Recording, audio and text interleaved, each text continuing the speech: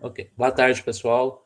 Vamos dar início a mais uma sessão do Seminário de Análise Funcional da Universidade Federal de Uberlândia, por delegação da Elisa, que é a coordenadora do seminário. Hoje eu vou fazer a apresentação e nós vamos assistir hoje a apresentação do professor Alex Fará Pereira, da Universidade Federal Fluminense, que vai nos falar sobre fronteiras de álgebras de polidisco. Okay? Então, o Alex pode só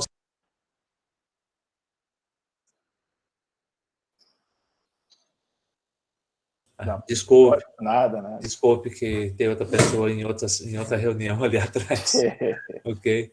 Então, o Alex vai falar para a gente sobre fronteiras de álgebras de polidisco. E, Alex, por favor, esteja à vontade. Agradeço a presença de todos e, mais ainda, a disponibilidade do Alex para apresentar o seminário para a gente. Tá bom, obrigado. Boa tarde para todos. Agradeço aí o convite da professora Elisa por ter me chamado para apresentar aqui um dos temas que eu tenho bastante interesse, que é sobre fronteiras de álgebras, né? E aí acabei tentando juntar o útil ao agradável, que é um tema que eu voltei a estudar e pretendo seguir esse tipo de pesquisa. E me lembrei de um artigo que eu já tinha estudado ele, que é um artigo do Globevnik, que é sobre fronteiras de álgebras de polidisco. Deixa eu perguntar, o tamanho assim da apresentação tá bom? Vocês estão conseguindo enxergar legal? Ou quer que eu aumente? É porque eu prefiro fazer a apresentação assim, sem colocar no meu tela cheia, porque senão acho que o meu computador fica um pouco lento. Aí... Tá bom sim. Tá bom assim, né? Tá Se bom. estiverem conseguindo enxergar, tá ótimo. Tá bom. Tá, obrigado.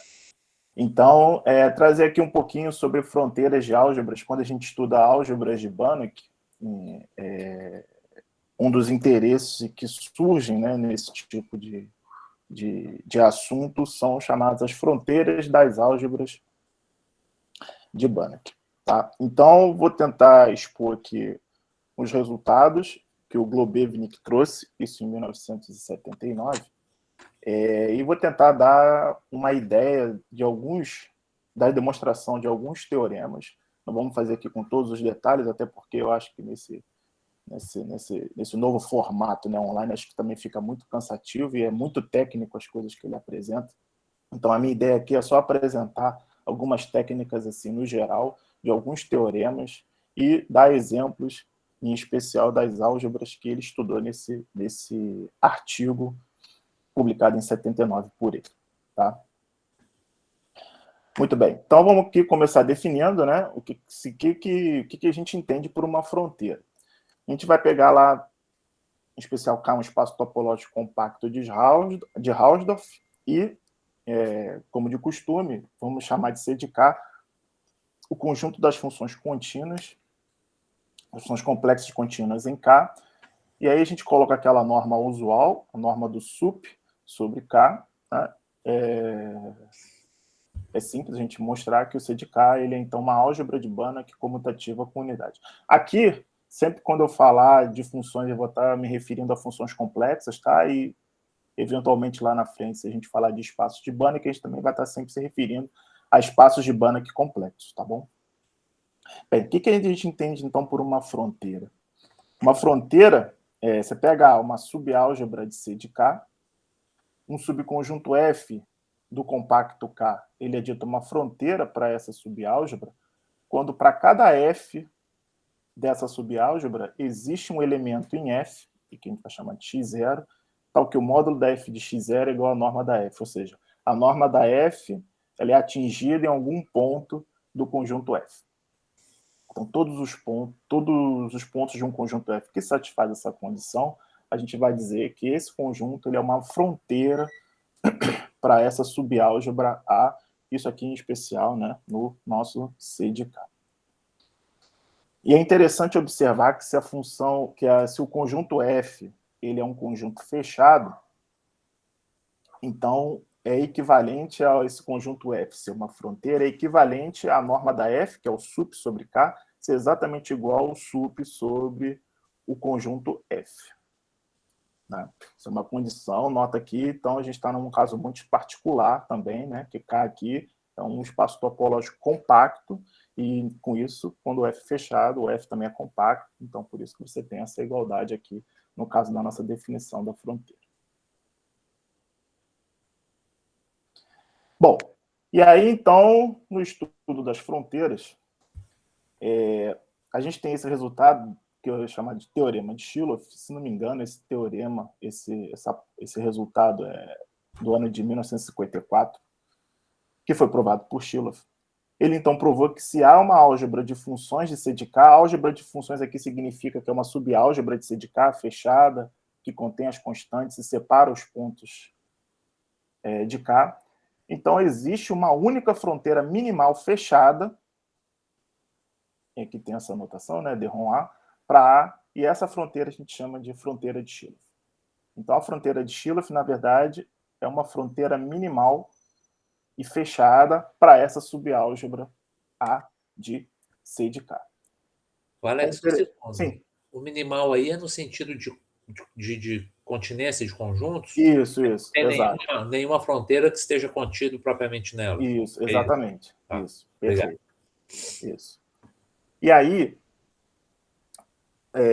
na verdade, a gente consegue mostrar, a gente não, né? Foi mostrado que essa fronteira minimal fechada, ela é, na verdade, a interseção de todas as fronteiras fechadas para A. Você tem, na verdade, várias demonstrações do teorema de Shilov para provar, né, essa unicidade da fronteira minimal. E, por exemplo, certamente a demonstração que tem no livro de Stout, do Stout, não é nada igual, parecido que a demonstração do que o próprio Shilov fez, né? Bom, mas quando você tira o fato dela ser fechada, será que é natural a gente perguntar, será que existe uma fronteira, então, minimal sem ser fechada? Nesse caso. E aí chegou o Bischoff, se não me lembro, em 59, se não me engano a memória, em 1959, provou que, sob certas condições, você consegue garantir uma fronteira minimal não necessariamente fechada. Então, se você tiver, nas mesmas condições do teorema de Shilov, se o K for metrizável, então o Bischoff foi lá e provou que existe uma única fronteira minimal, não necessariamente fechada, para essa nossa subálgebra A de C de K. E mais ainda, você também consegue, digamos assim, como a fronteira de Shilov é a interseção de todas as fronteiras fechadas para A, essa fronteira aqui de Bishop, essa fronteira minimal aqui nessas condições foi dado o nome de fronteira de Bishop, né? Essa fronteira aqui ela também tem uma característica assim, importante, que ela, na verdade, é o conjunto dos pontos de pico para essa subálgebra A. Pontos de pico, daqui a pouco a gente vai definir lá na frente o que vem a ser. Tá? Então, além dessas fronteiras existirem, elas têm uma cara assim, bem bonitinha e bem perfeitinha. Né? A fronteira de Shilov, na verdade, está a interseção de todas as fronteiras fechadas. É claro que tem situações em que essa fronteira pode não existir, né? Mas nessa situação aqui de álgebra e de C de K, onde K é compacto, então ela vai sempre existir, a fronteira de Shilov. E no teorema de Bishop, a fronteira de Bishop nada mais é que o conjunto dos pontos de pico para A nessa condição aqui, né, de K simetrizado. E a relação que existe entre a fronteira de Bishop e a fronteira de Shilov é que, nas condições do teorema de Bishop, né, para garantir a existência, a fronteira de Bishop ela é densa na fronteira de Shilov. Tá? Bom, muito bem. E aí, o que a gente chama de álgebra de polidisco? Vamos definir aqui o nosso ΔN como sendo o conjunto das n coordenadas, tal que o módulo de ZJ é menor que 1 para J de 1 até n, né? Aqui eu não escrevi, mas esses Z1, Zn aqui são números complexos, tá? Esqueci de colocar essa nomenclatura aqui no nosso conjunto ΔN. E aí, a definição de álgebra de polidisco é o seguinte, a gente vai chamar de AN, tá? A álgebra de polidisco das funções complexas definidas no fechado de ΔN, que são contínuas nesse fechado, e analíticas no disco aberto, né? Munido da norma do SUP, como sempre, nossa norma usual. Então, observa que por a gente estar no espaço de dimensão finita, esse cara aqui, ele é fechado logo, fechado limitado logo, ele é compacto, né? Toda função contínua no compacto, ela também é uniformemente contínua. Tá? Então, essa é a álgebra de polidisco que a gente define, digamos assim, no caso de dimensão finita. Definindo aqui os nossos conjuntos, que a gente vai precisar, e muito deles, o Tn, ele vai chamar o conjunto que é chamado de toro, são os elementos que estão ali na esfera, né, do nosso ΔN. São os elementos que são E, I, θ1, E, I, θn, onde θj pertence a R, J de 1 até N. E aí a gente consegue mostrar, isso aí está na literatura, que a fronteira de Shilov da álgebra de polidisco a N é o toro Tn. Tá? Muito bem. Então, o que a gente vai fazer aqui, na verdade, é definir, digamos assim, um análogo de álgebra de polidiscos, só que para espaços de dimensão infinita. No caso, em particular, para o nosso C0. Então, vamos chamar aqui B1 de C0 a bola unitária de C0, a bola unitária aberta de C0. E, por definição, a gente vai ter, então, que AB de C0 é a álgebra das funções complexas, contínuas e limitadas sobre a bola fechada e analíticas na bola aberta, munido da norma do sup. Sup da módulo da f de x, onde x percorre a bola fechada para toda f em AB. E aí a gente vai definir, vai chamar de AU de C0, a subálgebra do AB de C0, que consiste das funções uniformemente contínuas em B1 de C0. Tá? Então você observa que se a gente trocar o nosso C0 pelo nosso ΔN lá, não faz sentido definir o AB de Cn e o AU de Cn, até porque eles são iguais. Né? Então não tem essa distinção. Quando você passa para o caso de dimensão infinita, você já tem uma subálgebra, que a gente vai chamar da nossa subálgebra B, e tem a subálgebra da AU. Né? Então são das funções uniformemente contínuas e somente das funções que são contínuas e limitadas. Então, o que a gente vai fazer aqui é, além de dar exemplos de fronteiras para a álgebra AB de C0 e para a álgebra AU de C0, a gente vai garantir, quer dizer, na verdade, né, Globevnik conseguiu provar condições necessárias e suficientes para um conjunto no fecho do B1 de C0 ser uma fronteira para o AU de C0, porém, para o AB de C0, ele conseguiu garantir condições necessárias para que seja fronteira e condições suficientes para que seja uma fronteira do AB de C0, mas ele não conseguiu garantir uma condição necessária e suficiente. Tá? E o interessante desse artigo do Globevnik é que ele fez algumas perguntas quanto a isso. Aí lá na frente a gente vai apresentar essas perguntas que foram feitas. E, fazendo uma rápida pesquisa na internet, são perguntas realmente simples, porém difíceis, que até o momento, pelo menos pelo que eu pesquisei, até o momento estão em abertas. Tá? Então a gente vai trabalhar com esses dois aqui, o AU de C0 e o AB de C0. Então esses são os análogos chamados álgebra de polidisco em dimensão infinita.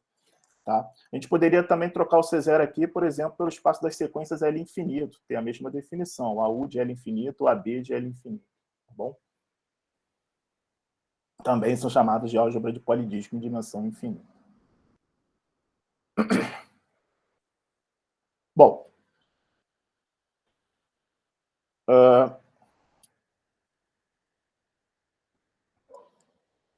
então, como é que a gente vai definir a nossa fronteira? Aqui a gente vai mudar um pouquinho a definição dela, tá? Observe que aqui a gente não está trabalhando lá, que nem no caso do Shilov, né? Que o K era a nossa subálgebra, era uma subálgebra do espaço C de K, onde K é compacto. Então, para fazer compacto, a norma vai ser atingida em algum ponto, né? Você sempre consegue garantir a existência disso.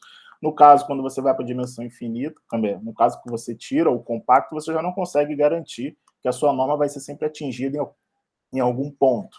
Né? Então, por causa disso, a gente muda um pouquinho a nossa definição de fronteira. Então, no nosso caso, a gente vai dizer que um subconjunto S da bola fechada unitária ela vai ser dita uma fronteira para o nosso AB de C0 quando a norma dessa F, aqui é a norma, é o sup sobre a bola fechada, né? É exatamente o sup da F no conjunto S. Tá? Isso para toda a F do nosso AB de C0.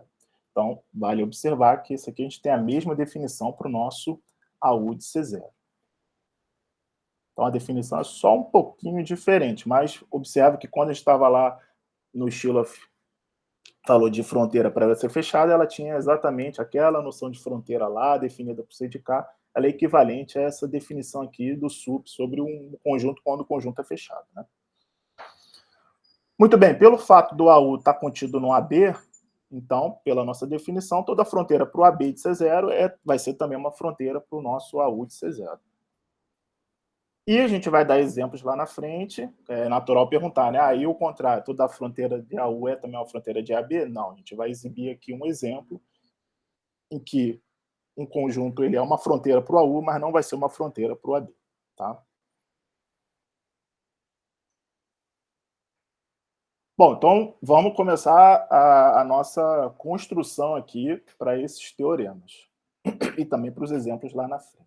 Vamos chamar de N a base canônica do C0 e vamos definir o seguinte conjunto. SN é o conjunto EI, θ1 é 1, mais EI, θN é N, onde esses tetas, que são todos números reais, de 1 até N, né? Esse conjunto SN para todo N natural. Então, a primeira coisa que a gente vai fazer é exibir um exemplo de fronteira para o nosso AB de C0. Então, como o toro, lá o nosso TN, esse aqui é muito parecido com o toro, né? Só que no caso do CN. Como o toro ele é a fronteira de Schilloff para a nossa álgebra de polidístico a N, no caso de dimensão finita, então é natural a gente pensar que a união desses SNs também vai ser uma fronteira para o AB. E de fato é. Se você tomar uma F no AB de C0, você pode supor que essa cara aqui já tem norma 1, né? Se ele tiver norma 1, basta você normalizar, não tem problema. Então, sem perda de generalidade, você pode supor que ele tem norma 1. E aí você vai usar a seguinte função auxiliar. Chama de G de zeta1, zeta-n, a função f aplicada no zeta1 é 1, mais zeta-n é n, para todo zeta1, zeta-n no disco fechado delta-n. Então, essa função g, pelo fato da f estar no AB, a sua função g ela pertence à álgebra de polidístico a n. Como o toro lá, ele é a fronteira de Schilloff para o nosso AN, então você consegue garantir que a F, nesses caras aqui, né, ele vai ser menor ou igual que o sup da F de X quando X pertence a SN. Esse SN está contido na bola, né? Então, como a sua norma da F é 1, o sup desses caras com certeza tem que ser menor ou igual do que 1. Ora, e aí por que existe esse epsilon, dado um epsilon, você consegue esse cara aqui pertencente à bola fechada, que satisfaz essa condição aqui. Isso aqui sai de um resultadinho, que é simples a gente provar isso, que se você trabalhar com o conjunto dos vetores finitos no B1 de C0, o conjunto dos vetores finitos em C0 são aquelas sequências e que tem um número finito de coordenadas diferente de zero, tá? Esse conjunto ele é denso na bola fechada. Então, por conta disso, você consegue, dado o epsilon, a existência de um cara aqui que vai satisfazer essa condição aqui, de 1 menos epsilon é menor do que o sup no... Quer dizer, você vai conseguir um epsilon aqui, né, que vai satisfazer essa com desigualdade aqui de cima. A f desse cara aqui, do y, menor ou igual que o sup, do x pertencente a Sn0, na f menor ou igual que 1. Então, 1 menos epsilon é menor do que isso, é menor ou igual que 1. Logo, isso aqui é exatamente a nossa definição.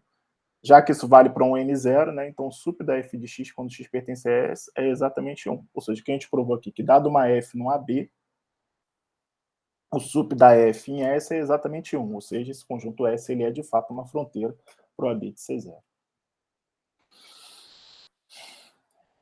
Bom, e mais, se você tomar N uma subsequência de N, então usando o mesmo argumento que a gente usou aqui no exemplo 1, a gente consegue provar que S igual a união desses SNI, ele continua sendo uma fronteira para o nosso AB de C0, tá? Com o mesmo argumento que a gente fez anteriormente. Então, é possível provar que esse nosso conjunto S ele é um conjunto fechado, então isso a gente já consegue obter uma fronteira fechada para o nosso AB de C0. Só que nesse caso, a gente não consegue um análogo à fronteira de Schilloff, como sendo a interseção das fronteiras fechadas também ser uma fronteira fechada para o AB de C0. Porque se você considerar o conjunto PM como sendo a união do SN quando N é maior ou igual do que M, esses conjuntos aqui, eles formam uma sequência decrescente de fronteiras fechadas para o nosso AB de C0, porém, quando você calcula a interseção desses PM, a interseção é vazia. Então, a fronteira de Stillhoff para o nosso AB de C0, naquele sentido de será que existe uma fronteira minimal fechada para o AB? Não existe. Tá? Nem para o AB de C0 e muito menos para o AU, já que toda fronteira de AB é uma fronteira de AU. Tá? E mais, você consegue, no AB de C0, fronteiras fechadas e que são completamente disjuntas. Se você considerar PM a união desses S's, né? Considerando que as nossas subsequências de 2 elevado a m, 3 elevado a n, quando n pertence ao natural, esses PMs aqui também vão produzir para você fronteiras fechadas para o AB de C0, porém, um simples cálculo mostra que a distância do PM, do PI até o PJ é 1. Então, você constrói aqui fronteiras fechadas que são disjuntas 2 a 2. Tá? Na verdade, você pode trocar esse 2 elevado a m por 3 elevado a n para por qualquer função φ de n2 em n que seja injetivo. Tá? Esse aqui foi só um exemplo mais prático que eu peguei para mostrar. Então, análogos de fronteiras de Stillhoff para o nosso AB de C0 para o nosso AU de C0, não existe um correspondente para isso. Então, vamos definir aqui algumas notações para a gente poder chegar, né, na ideia dos teoremas que a gente consegue de equivalência. Bom, então, se o x é um elemento de C0, para todo n natural, a gente vai definir como sendo essa nomenclatura aqui, x barra n, são simplesmente as coordenadas de x. O sup de x, que é o suporte de x, são os n naturais, tais que aquelas coordenadas que são diferentes de zero. E a gente vai dizer que os vetores finitos em C0 são os vetores que o suporte é um conjunto finito. Né? Como eu falei, um número finito de coordenadas tem que ser diferente de zero. Naturalmente, a gente define o nosso toro aqui, no nosso caso, como sendo exatamente esses caras aqui, o EI-θ1 N1 mais EI-θJ NJ. Então, todo conjunto dessa forma para a gente vai ser chamado de toro, e todo conjunto para a gente dessa forma aqui, onde zeta1 e zeta aqui são números complexos, tá? Todo conjunto dessa forma aqui a gente vai chamar de polidígio. Alex, um segundo. Sim. Eu acho que eu me perdi aqui. Na segunda linha, você fala que você está definindo aquele x barra n, como são as coordenadas de x? Isso. Então é o xn. Isso. Exato. Então, esse cara é o próprio xn. É o xn, Você está falando lá que o x lá em cima, que o x, a enésima coordenada dele é xn. Então você está determinando o xn como sendo isso aí. Isso, Tá bom, obrigado. Exatamente. Foi a anotação que o Globevnik Nick usou, mas, enfim, realmente é exatamente isso. E, bom, quando o tório e o polidisco eles vão ter lá as suas coordenadas aqui, né, N1, NJ, o M, N1, NJ, que são produzidos aqui do toro ou do polidisco, vão ser chamados naturalmente de suporte do toro ou suporte do polidisco. Tá?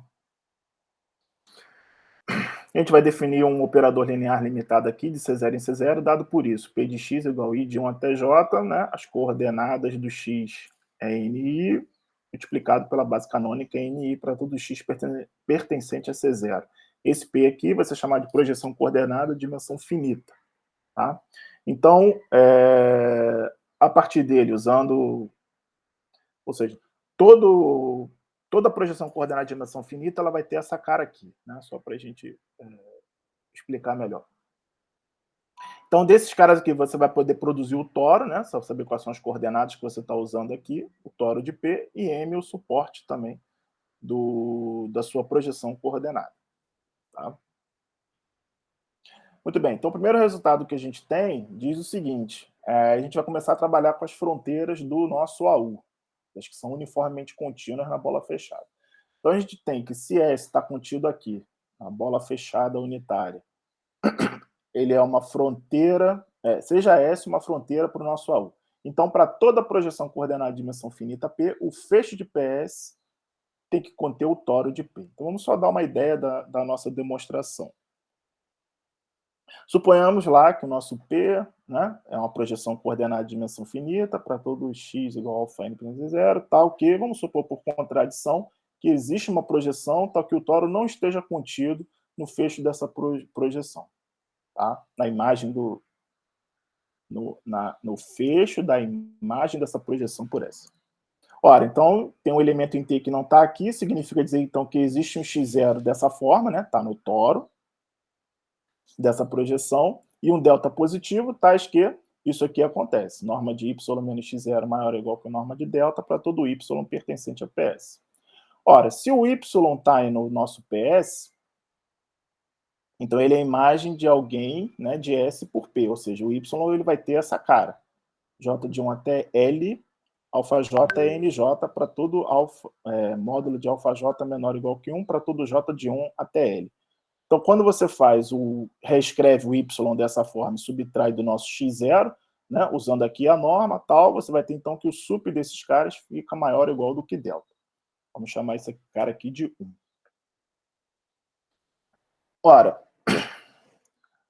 esse cara aqui, né, é I θ1 é N1 mais é I θL é NL, ele está lá, o EI θ1 é I θL, né, as coordenadas desse rapaz aqui, né, do x0 que você fixou, do x0 que existe, né, que está aqui, mas não está aqui, esse cara ele está lá no toro de dimensão finita, né, do CL. Então, por ele estar lá, você consegue exibir uma φ que está, isso aqui não é linha não, tá? É um Lzinho. Então, ele está na álgebra de disco, a álgebra L, você consegue construir lá, você consegue garantir que existe uma φ que está aqui dentro, tal que a φ nesse cara vale 1, e o módulo da φ é menor do que 1 para todo elemento diferente desse cara aqui, na verdade. Tá? Então, com essa φ, a gente vai conseguir o seguinte. A gente consegue garantir que existe um epsilon maior do que zero, tal que o módulo da φ de Z1, ZL, módulo é menor do que 1 menos epsilon para todo esse cara aqui satisfazendo. Por que a gente consegue garantir a existência desse epsilon? Se você olhar para o seu conjunto K como sendo o conjunto das coordenadas Z1, ZL, tais que satisfaz essa condição toda aqui, esse conjunto K aqui ele é um conjunto compacto. Sendo ele um conjunto compacto, e sendo a φ, né, uma φ na álgebra do polidisco do jeito que você construiu, pela escolha da sua φ, você consegue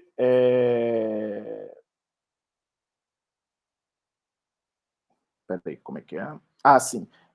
Esse conjunto K aqui, ele é um conjunto compacto. Se você pegar Z1, ZL, que satisfaz essa condição aqui.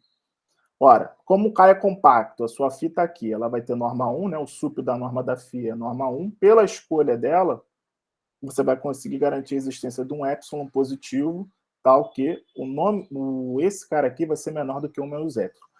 Por quê? Porque se o sup desse cara aqui fosse 1, como esse cara aqui é compacto, então existiria um elemento que ia ser atingido, ou seja, que ele ia ter módulo igual a 1. Só que não pode. O único cara, e esse cara vai estar no interior, né, do seu delta L, no caso.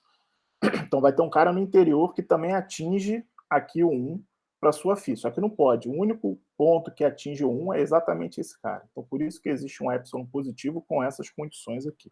Isso aqui a gente vai chamar de 2. Defina a sua função f como sendo a φ lá das suas coordenadas, para todo x na bola fechada do B1 de C0. Ora, pelo fato da φ estar na álgebra do polidisco AL, então a sua f definida dessa forma, ela está no nosso AU de C0. E aí, então, se o x está em S, o P de x está no P de S. Então, usando lá pelas desigualdades, né, voltando aqui rapidamente, a desigualdade de 1, que é o sup desse cara aqui, ser maior ou igual que delta. Então, se o sup desse cara é maior ou igual que delta, isso aqui também vai acontecer, né? A sua φ vai ser menor do que 1 menos epsilon. Pela nossa construção da f, a f em módulo do P de x vai ser menor do que 1 menos epsilon. Só que o P de x, o P calculado no x, a f da P calculado no x é exatamente a f do x. Então, isso aqui em módulo da f de x fica menor do que 1 menos epsilon. Ora, então, como o x está em S, tomando o sup, isso tudo fica menor ou igual que 1 menos epsilon. Como epsilon é um número positivo, isso tudo que fica menor do que 1. que pela construção da φ é isso, que é menor ou igual que a norma da f, e a norma da f é igual ao sup do módulo da f de x quando x pertence a S, porque a gente está supondo que essa é uma fronteira. Então, você tem uma incompatibilidade aqui, né? Você constrói uma f, que a sup dela em S é menor do que 1, mas, por outro lado, a sup dela é igual a 1. Então, não pode. Qual é o absurdo? Supor que exista uma projeção aqui, tal que o fecho não contém o toro de P. Assim, então, fica provado aí o nosso teorema 1. Bom, uma observação é que o teorema 1 vale para toda a fronteira de AB, né? Já que toda fronteira de AB é uma fronteira de AU necessariamente. Para a gente provar a recíproca desse cara, a gente precisa de alguns lemas. Primeiro, a gente tem aqui o lema 1, que é uma consequência do lema de Cara-Teodoro e Harris, tá? Se R está entre 0 e 1, então existe uma constante tal que para toda função analítica de delta em delta barra, a gente tem que essa desigualdade aqui é válida. O lema 2 diz que se x é um espaço de Banach, que f está no AB de x, então, se x e y pertence a x, satisfaz essa desigualdade aqui para todo zeta em delta, então essa função aqui ela é uma função analítica em delta. Aqui o AB de x, a gente definiu o AB de C0, né? Então você pode ter a mesma definição trocando C0 por x, x sendo um espaço de Banach qualquer, né? Então são aqui as funções contínuas ilimitadas na bola fechada unitária de x e que são analíticas na bola unitária aberta.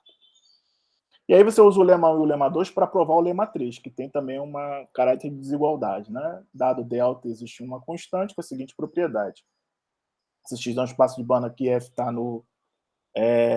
aqui é AB. Se f está no AB de x com norma menor ou igual que 1, se x e y pertence a x, satisfaz essa desigualdade para toda zeta em delta, então vale essa desigualdade aí para todo zeta1 e zeta2 pertencente a delta barra.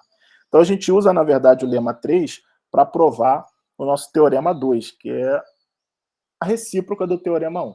Se S está numa bola fechada de C0, e se você tem uma sequência Pn de projeções coordenadas de dimensão finita, tal que todo subconjunto finito N está contido no suporte de algum Pn.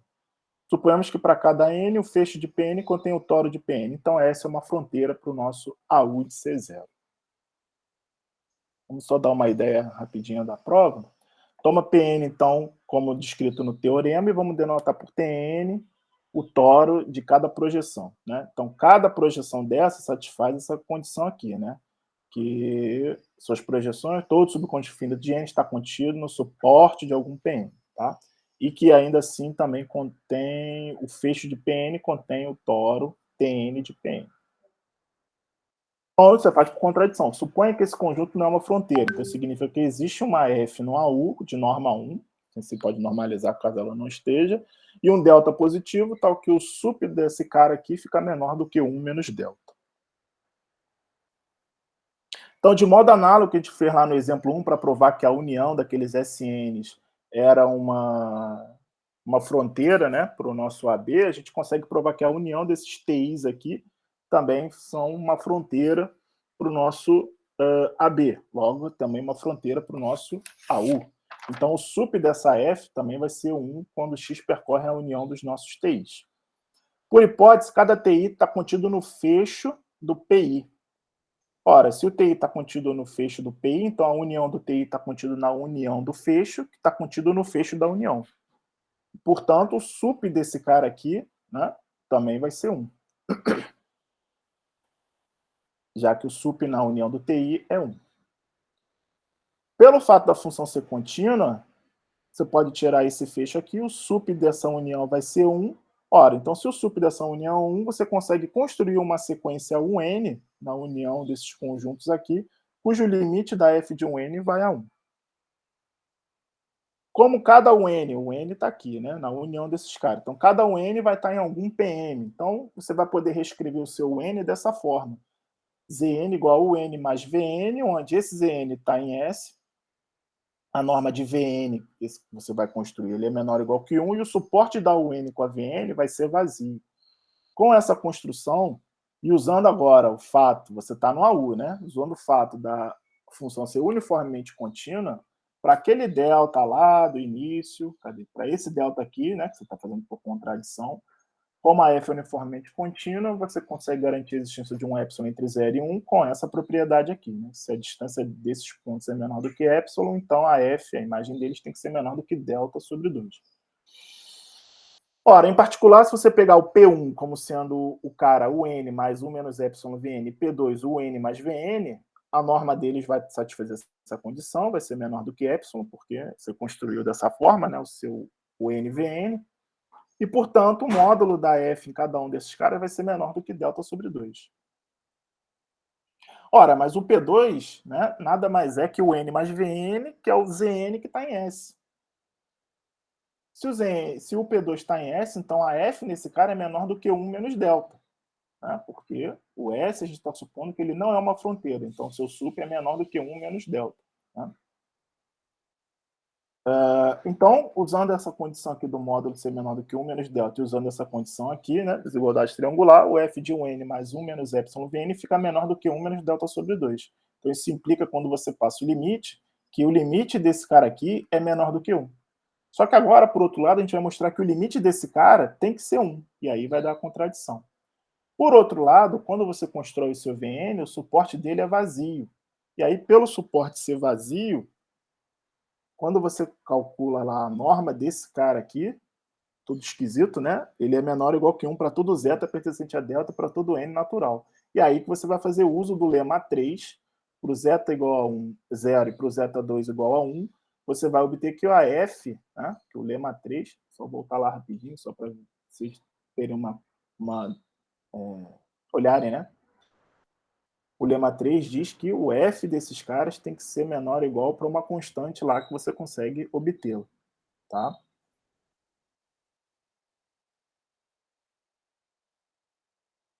Então, a f desse cara menos a f de um n fica menor ou igual que essa constante, 1 menos o módulo da f de um n. Ora, o limite da f de um n é igual a 1, então isso implica, né, usando aqui a desigualdade, opa, faltou um módulo aqui, que o limite da f de um n mais 1 menos epsilon Vn também tem que ser 1. Então, aí dá a sua contradição. Tá? Por um lado, a gente mostrou que esse limite tem que ser menor do que 1, por outro lado, a gente mostrou que o limite tem que ser 1, portanto, o absurdo aqui é supor que existe uma projeção coordenada, foi assim, o absurdo aqui é supor que o S, né, não é uma fronteira para o seu conjunto. Para o seu conjunto não, para a sua álgebra. Tá? E assim a gente prova a volta. Ora, então o corolário 1 nada mais é que uma forma de você reescrever o teorema 2, o teorema 1 e o teorema 2, tá? Então o corolário 1 vai dizer para a gente que um conjunto S contido na bola fechada ele é uma fronteira para o AU se somente se, para toda projeção coordenada de dimensão finita P, o fecho de PS contém o toro de P.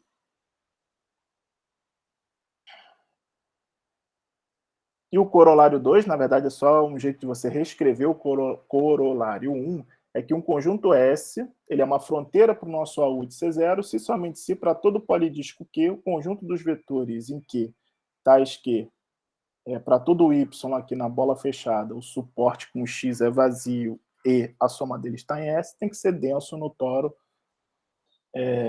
T do polidisco Q. Então, o corolário 1 você pode reescrever dessa forma, o corolário 2 você também pode reescrever dessa forma, para que um conjunto seja fronteira para o nosso AU. Tá? Muito bem, a gente viu que não existe um análogo de fronteira de Shilov para o nosso AU, né? Como a gente falou aqui quase no início da nossa apresentação. Só que mais ainda você consegue o seguinte resultado. Toda fronteira fechada para o AU, ela contém um subconjunto próprio fechado, que é uma fronteira para o nosso AU de C0. Então a ideia para a gente fazer isso é o seguinte: você toma S, um conjunto aqui que é uma fronteira fechada para o nosso AU. Tá? Fixa um X em S, toma um R entre 0 e 1. E aí você constrói esse conjunto U aqui, dos elementos em S, tal que a distância para X tem que ser menor do que R. A norma, né, de X menos Y tem que ser menor do que R. Então a gente consegue provar, isso aí não é muito fácil, é muita conta, que o conjunto S menos U, né, ele é um subconjunto próprio fechado de S, que é uma fronteira para o nosso AU de C0. Então, dada qualquer fronteira fechada, você sempre consegue, a partir dela, construir uma outra fronteira para o AU, também fechada, e que está contida nessa sua fronteira. Então, aqui, pelo fato do uso ser construído dessa forma, para esse x que você fixou, só para dar uma ideia mais ainda, né? Você constrói projeções coordenadas através desse x, usa o fato do x também estar em C0, ou seja, é uma sequência que converge a zero, para você poder construir essas projeções, e aí usa o teorema 2, que é quando você tem aquela sequência lá de projeções, tal, que satisfaz aquela determinada condição para provar que esse cara é uma fronteira, tá? Prefiro não entrar em detalhes, porque também fica muito cansativo e é muito técnico as coisas que ele faz. Bom, avançando aqui, vamos aqui definir os nossos pontos de pico, conjunto de pico e conjunto de pico forte. Então, dada uma álgebra de funções sobre o espaço métrico K, a gente vai dizer que um ponto em K ele é dito um ponto de pico para essa subálgebra quando existe uma f lá, tal que a f de x é 1, e o módulo da f de y é menor que 1 para todo y diferente de x. Isso é chamado de ponto de pico. Um conjunto f contido em K ele é dito um conjunto de pico para A quando existe uma função, uma f lá na sua álgebra, tal que a f do conjunto é 1, ou seja, todo ponto em f, a imagem dele tem que ser 1, e o módulo da f de x é menor que 1 para todo x que está em K, mas não está em f. A tradução aqui, né, ponto de pico, são chamados peak points, então quem já tem lido alguma coisa na literatura, conjunto de pico, chamados conjuntos peak set, né? E aí a gente tem que se f é um subconjunto de K, então a gente vai dizer que esse cara ele é um conjunto de pico forte, ou strong peak set, para a álgebra A, quando existe uma f, tal que a f aqui, o conjunto é 1, a imagem, né, desse conjunto pela f é 1, e dado epsilon, existe um delta positivo, tal que se a distância de x a f é maior do que epsilon, então isso implica que o módulo da f de x tem que ser menor do que 1 menos delta. A gente está definindo essas coisas porque a gente vai conseguir aqui, na verdade a gente vai colocar aqui um resultado que também é equivalente a um subconjunto S ser fronteira para o AU de C0, um resultado que seja equivalente trabalhando com conjuntos de pico forte, tá? Bom, nota que quando K é compacto, todo conjunto de pico é, na verdade, um conjunto de pico forte. Uma situação muito particular, tá? E se F está contido em K uma fronteira para A, se somente se, isso no caso de K compacto, a distância da F a P é zero para todo o conjunto de pico P para A. Então, você tem uma caracterização quando o conjunto K é compacto para fronteiras para álgebras de funções no espaço métrico compacto K. Tá? Então, a gente vai ter um análogo aqui para o nosso AU. Só que, em vez de usar o conjunto de pico, a gente vai usar o conjunto de pico forte. Se K não é compacto, A pode ser que não tenha ponto de pico. E o exemplo que a gente tem são exatamente as nossas álgebras AU de C0 e AB de C0. Essas álgebras elas são álgebras sem pontos de pico.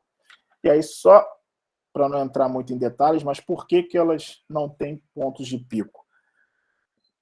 Existe um resultado que diz que todo ponto de pico é um ponto extremal. E aí, sem querer entrar muito em detalhes, o que significa um ponto extremal, tá?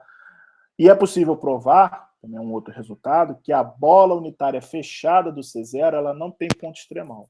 Logo, se não tem ponto extremal, não pode ter ponto de pico. Então, esses aqui são exemplos de duas álgebras, quando você sai do mundo do compacto, né, que são álgebras que não têm pontos de pico. Então, para que a gente possa provar um análogo a esse resultado aqui, né, de demonstração, para que a gente possa ter um análogo desse resultado aqui em relação a conjuntos de pico forte ou conjunto de pico, a gente precisa de alguns resultados, alguns lemas que a gente só vai aqui anunciar, porque são bem ativas as suas demonstrações. É muita anotação. Seja x um elemento desse tipo aqui, né, um elemento que está lá no nosso toro, definimos a face do conjunto, né, da bola unitária fechada, através desse x aqui fixado, exatamente como sendo esse conjunto aqui. é o conjunto do x mais y, que a norma de y é menor ou igual que 1, e o suporte de x e o suporte de y tem que ser vazio. Então, a gente vai separar aqui alguns lemas, tá? O lema 4, a gente consegue mostrar que toda a face, quer dizer, a gente não, né? O Globevin que mostrou, que toda a face é um conjunto de pico forte para o seu AU de C0. E que todo conjunto de pico para o AU de C0 contém uma face. Tá?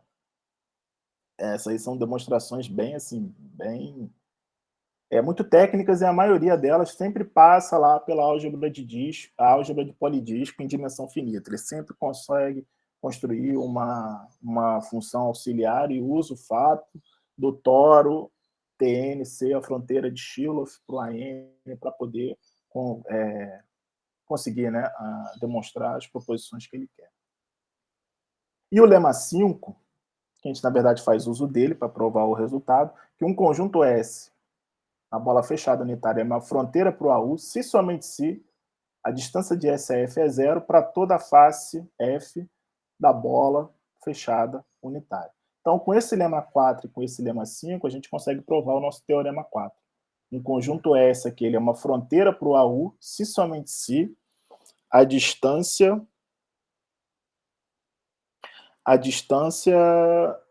de S a P é igual a zero para todo o conjunto de pico forte P para o nosso AU de C0. Ora, por que isso? Bom, se S é uma fronteira, então vamos supor que S é uma fronteira. Se S é uma fronteira para o seu AU de C0, fixa lá P, você quer mostrar o quê? Porque para todo conjunto de pico forte P, isso aqui acontece. Ora, então fixa lá um conjunto de pico forte. Mas todo conjunto de pico forte, ele é um conjunto de pico. Se ele é um conjunto de pico, pelo lema 4, item A, ele contém uma face. Então, tem uma face contida nesse nosso conjunto P. Ora, mas pelo fato do S ser fronteira, a distância de S a essa face é zero. Como F está contido nesse conjunto P, então a distância de S a P também tem que ser zero. Isso prova a ida. Tá? E para a volta, suponha que a distância de S a P é zero para todo conjunto de pico forte para o AU de ser zero. Você quer provar que S é fronteira. Ora, para você provar que essa é fronteira, pelo lema 5, basta você provar, já que vale isso, basta você provar que a distância de S a toda a face é zero. Mas todo conjunto de pico forte é, na verdade, uma face. Então, sai direto pelo lema 5. Então, aqui a gente tem para o nosso AU uma caracterização de fronteiras usando conjuntos de pico forte. Quando a gente vai para as fronteiras de AB, elas são mais técnicas ainda e até mais difíceis de serem provadas. Tá? Então, aqui a gente só vai realmente dar uma pincelada só para mostrar como é que são os resultados que a gente tem para provar condições, aqui no caso, necessárias para um conjunto ser uma fronteira de AB. Tá? Então, dado um subconjunto finito M de N, seja φ a função de n menos m uma bijeção. A gente vai definir a isometria PM nesse conjunto aqui sobre C0, dada por exatamente PM. Então, os nossos PM agora vão passar a ter essa cara aqui. Tá? PM de x é igual a i de 1 até infinito, de x é i, φ de i é i. Toma S, isso vai passar por essa construção aqui auxiliar, tá? Por esse conjunto, para a gente provar condições necessárias para um conjunto ser fronteira do AB de C0. Toma S um subconjunto aqui, na bola unitária fechada, para qualquer vetor finito x aqui, a gente denota Sx esse conjunto. O P no suporte de x, onde P é esse cara aqui, né? Tal que x mais y pertence a S, onde o suporte de x com y tem que ser vazio. E aí, mais ainda, a gente vai trabalhar com essa constante também. Se o epsilon está entre 0 e 1, vamos denotar por CS de epsilon exatamente o sup do módulo da f de 0, onde f percorre esse conjunto aqui. Está no AB de C0, norma menor ou igual que 1, e o módulo da f de x é menor do que 1 menos epsilon para todo x em S, onde S é o nosso conjunto definido lá, fixado aqui na bola unitária. Então, ele define que essa é uma zero fronteira para o AB de C0 quando essa constante aqui, CS de epsilon, é menor do que 1 para todo epsilon positivo. E uma família S-gama, gama pertencente a gama grandão de subconjuntos aqui, ele é dito uma família uniforme de zero fronteiras quando o sup desse cara aqui é menor ou que 1 para todo epsilon maior que 0. Então, condições necessárias para fronteiras de ABC zero vai passar por essa família aqui uniforme de zero fronteiras. Tá? E aqui eu vou botar só o resultado, porque realmente para que ele possa chegar nesse, definindo essas coisas, ele prova primeiro o teorema 5. E é bem técnico, é até bastante cansativo ler o artigo dele, mas é muito bom. Você já tem uma sequência de toros, tal, que todo subconjunto finito de N está contido no suporte de algum Tn. Você já tem um conjunto de vetores finitos na bola unitária fechada, que é denso nessa união de Tn. Se S está contido na bola fechada, é tal que esse cara aqui é uma família uniforme de zero fronteiras para o AB. Então, você consegue mostrar que S é uma fronteira para o nosso AB de C0. E aí, para provar, na verdade, o corolário 3 e o corolário 4 é só uma, digamos assim, tipo uma reescrita do seu teorema 5, que você usa com alguns lemas que ele também coloca lá, que são lemas que mostram quando que uma família de subconjuntos dessa forma, quando uma família uniforme de zero fronteiras, além disso, né, ela é também uma fronteira para o AB de C0. Ou seja, são algumas outras condições que você tem que também garante que essas famílias aqui são fronteiras para o AB de C0. Então, na verdade, reescrevendo esses lemas, que eu não preferi não apresentar aqui, mas você tem dessa forma. Seja um TNT como no teorema 5, ou seja, TN são aqueles toros, né? O T é esse conjunto de vetores aqui finito, que satisfaz essa condição. Então, toma S um conjunto aqui, suponhamos que exista R menor que 1 com essa seguinte propriedade. Dado X, existe um Y que satisfaz essa condição aqui. Então, você consegue garantir que S é uma fronteira para o seu AB de C0.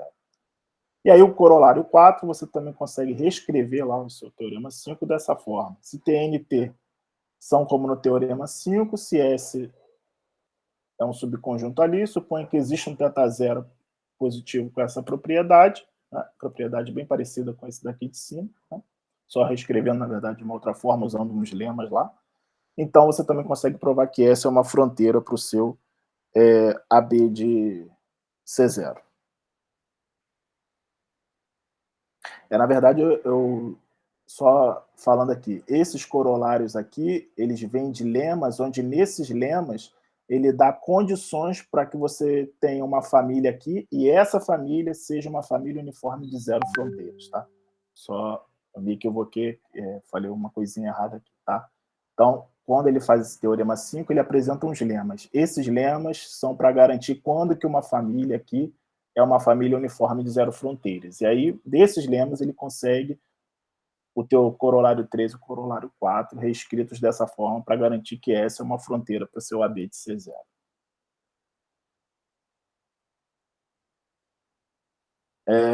Bom, muito bem. Agora a gente aqui vai dar alguns exemplos sobre fronteiras, tá? Sobre fronteiras de AB e algumas de fronteiras de AU. Então, a primeira coisa que você observa é que não existe fronteira fechada enumerável para a álgebra de polidístico a N. Ora, isso aqui é simplesmente porque a gente já viu que a álgebra de polidístico ela tem como fronteira de Shilov o toro, né? O toro Tn. Então, toda fronteira fechada contém o toro. Logo, nenhuma fronteira fechada pode ser enumerável. Mas no caso de dimensão infinita, a gente consegue fronteiras fechadas enumeráveis. Então, existe, o exemplo 3 aqui, ele existe uma sequência, ele consegue exibir uma sequência contida na esfera unitária de C0, que satisfaz essa condição, a norma de xi menos a norma de xj maior ou igual do que 1 para todos os e que é uma fronteira para o nosso AU de C0. Nesse caso aqui também eu só vou colocar os exemplos, porque, como eu disse, realmente é muito técnico, são muitas contas, muitas notações, então acho que fica melhor para a apresentação a gente colocar aqui. E o interessante é observar que na proposição, se você mudar um pouquinho a distância desses caras aqui, aí você já garante que não existe. Então, o exemplo 3 é o melhor que a gente pode conseguir na distância desses caras aqui, dessas sequências. Então, a proposição diz o seguinte: se o epsilon é positivo, então você consegue garantir que não existe sequência na fronteira, na bola fechada unitária de C0, que é uma fronteira para o AU, e satisfaz essa condição aqui. Norma de xi menos norma de xj maior ou igual do que 1 mais epsilon para todos i j naturais e diferente de j.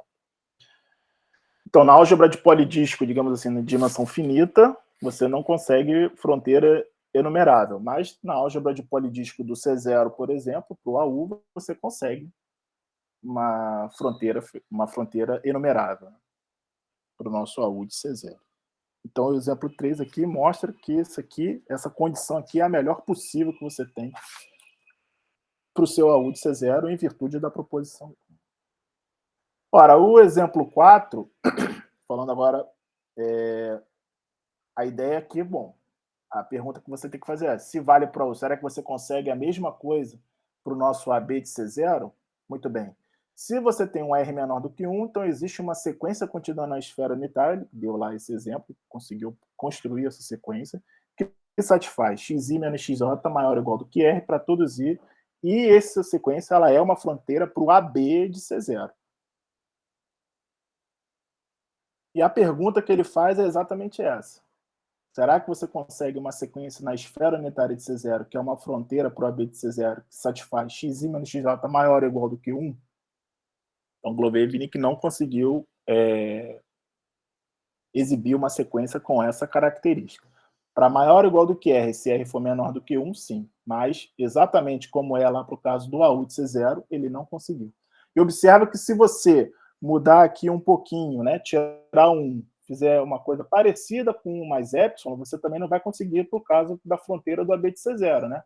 Lembra que toda fronteira para o AB de C0 é uma fronteira para o AU de C0. Então, se existe uma sequência na esfera unitária, que é uma fronteira para o AB de C0 e satisfaz xi menos xj maior ou igual do que 1 mais epsilon para um epsilon positivo, isso não pode acontecer, porque senão ela seria uma fronteira para o AU de C0, e lá na proposição 1 ele provou que não existe sequência para o AU que seja fronteira. Tá?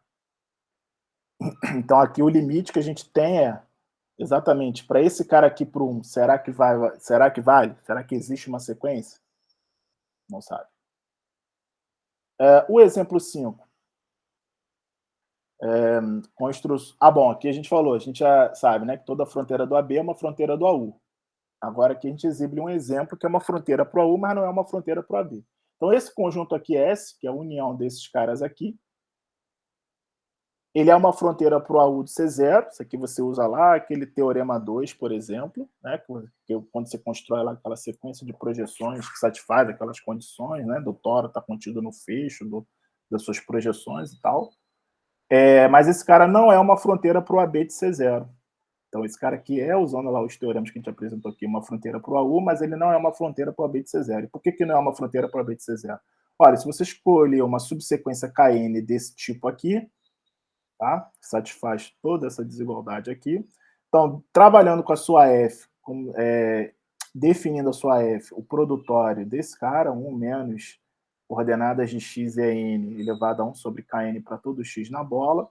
Então, você consegue mostrar que esse f aqui está no AB de C0, ela é diferente de zero, ela é não nula, porém, a imagem da S por essa f é o zero. Então, não pode ser fronteira, tá? Para o nosso AB de C0. Então, esse aqui é um exemplo em que você tem que é uma fronteira para o AU, mas não é uma fronteira para o AB.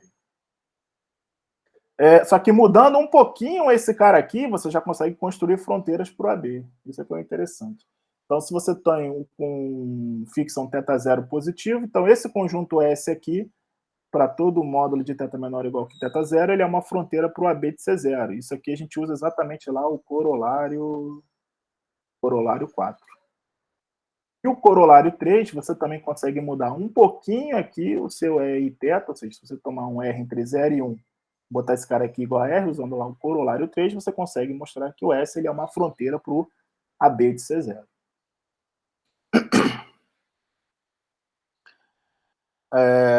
Então, aqui fica a pergunta também, né?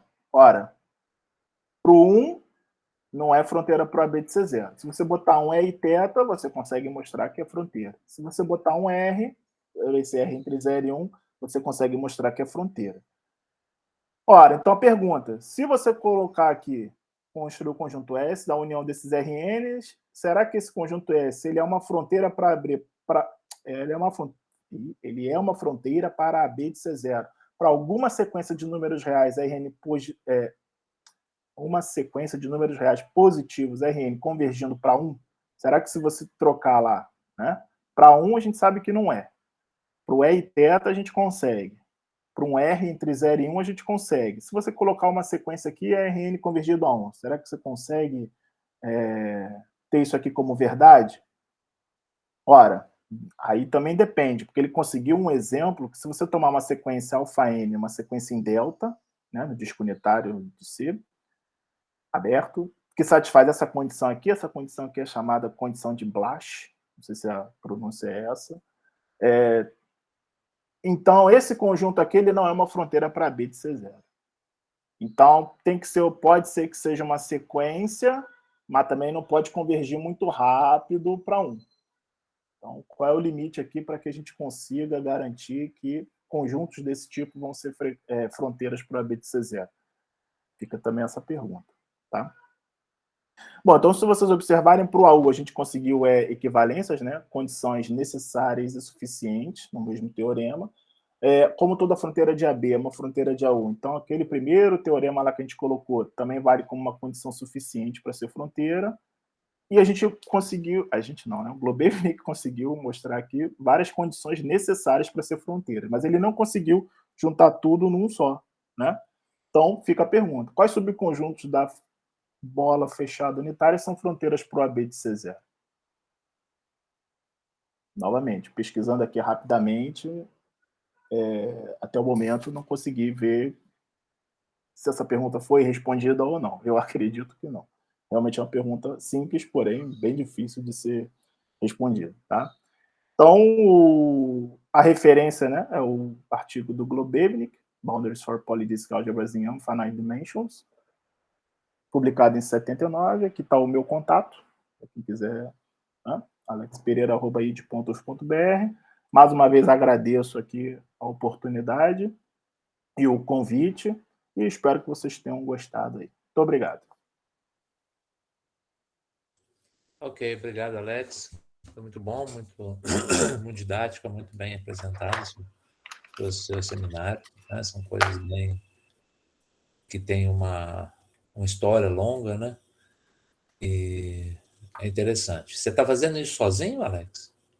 Não, na verdade, esse artigo eu já tinha estudado lá no meu doutorado, aí eu estou querendo trabalhar um pouco mais em fronteiras atualmente, aí eu voltei a rever um pouco os conceitos de fronteira e tal, e engraçado que foi exatamente quando a Elisa me convidou, né, para proferir aqui, apresentar alguma coisinha, aí eu até perguntei, tem que ser sobre o quê? Ela falou, não, pode ser sobre o que você quiser.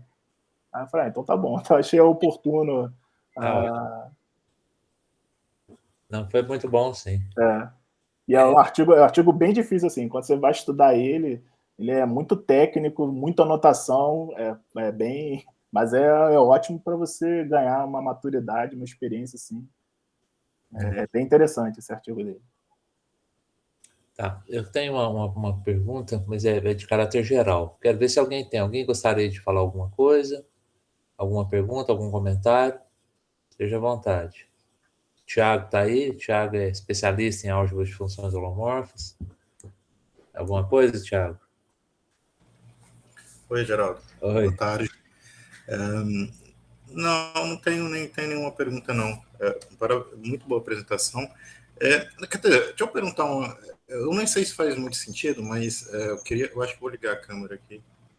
Eu sabia que o Tiago queria perguntar. A hora que eu vi os pick-points aqui... eu nem sei se faz muito sentido, mas eu fiquei me perguntando aqui. Você estudou essa álgebra U, né, a álgebra AB, com relação a ponto de pico, a fronteira. E aí eu fiquei pensando assim, se você vai para a álgebra H infinito, a álgebra H infinito não faz sentido, claro, ponto de pico foge, porque não necessariamente vai atingir esses pontos na fronteira, né? Só que quando você pega esses pontos da fronteira no H infinito, você pode tem um conceito assim que basicamente substitui essa ideia de atingir o ponto, que é conjunto de cluster, né, na esfera. E aí eu imaginei uma situação, se você... A pergunta é, você já viu algum trabalho tentando usar esses conjuntos de cluster para poder definir pontos de pico ou algo parecido com pontos de pico Foch ou fronteira? Porque a situação que eu imaginei foi o seguinte, né? Você está querendo achar os pontos de que de alguma forma vai atingir a norma, em um sentido. Isso. Aí eu imaginei o seguinte, bom, tem funções, por exemplo, que vai atingir a norma em H infinito, você tem um ponto na esfera em que você pega o cluster e aí você pode pegar o máximo nesse cluster, em módulo. E o máximo nesse cluster em módulo vai ser onde vai atingir, né, vamos dizer assim, a norma. Ou pelo menos você vai ter sequência se aproximando desse ponto na esfera e você vai ter a norma atingida via essa sequência que está se aproximando. Então, aí a pergunta seria se você já viu algum trabalho com relação a H infinito, usando cluster. Como sempre, eu sou muito sincero. Como eu estou começando agora, eu não vou saber responder essa sua pergunta. Realmente, eu preciso de um pouco mais, né, de pesquisa, de acompanhar o que está sendo feito, o que já foi feito. Mas, assim, pelo que eu me recordo assim, de H infinito, porque nunca havia nada, não. Não é uma coisa muito comum, né? Não faz sentido não faz sentido, a definição. Exato. Você teria que achar Teria que fazer um mais... Não sei se tem, mas pelo pouco conhecimento que eu tenho, assim, eu nunca vi nada, não. Eu vejo mais mesmo nos HDs, tá. Mas no H infinito, não. Ok, obrigado. Mais alguém, gente? Gostaria de falar alguma coisa? Ok. Eu queria... Alex, a minha pergunta é a pergunta de amplo espectro. Você vê, tem muito a ver, né? Na hora que apareceu eu não queria que você tirasse esse slide aí, tá certo? Você vê, esse resultado, esse paper do Globevnik, né, fala em, né, fronteiras de álgebra de Polyditta em dimensão infinita. Os outros artigos, que essas coisas começaram lá também, com os papers antigos do Aaron, com o Globevnik, é sempre C0.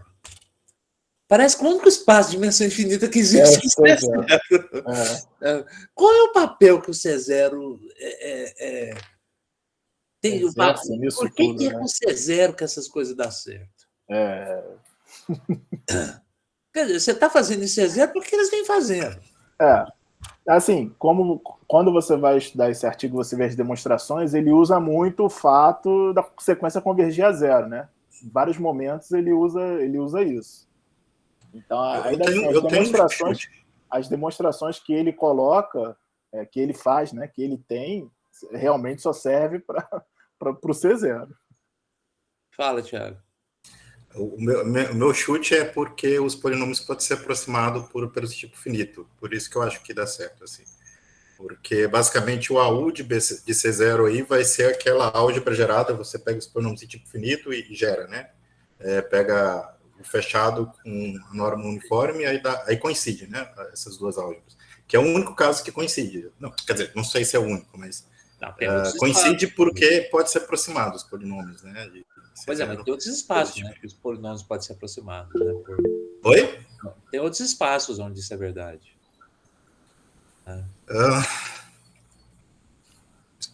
Sim, tem outros espaços, mas não sei, eu acho que talvez seria isso.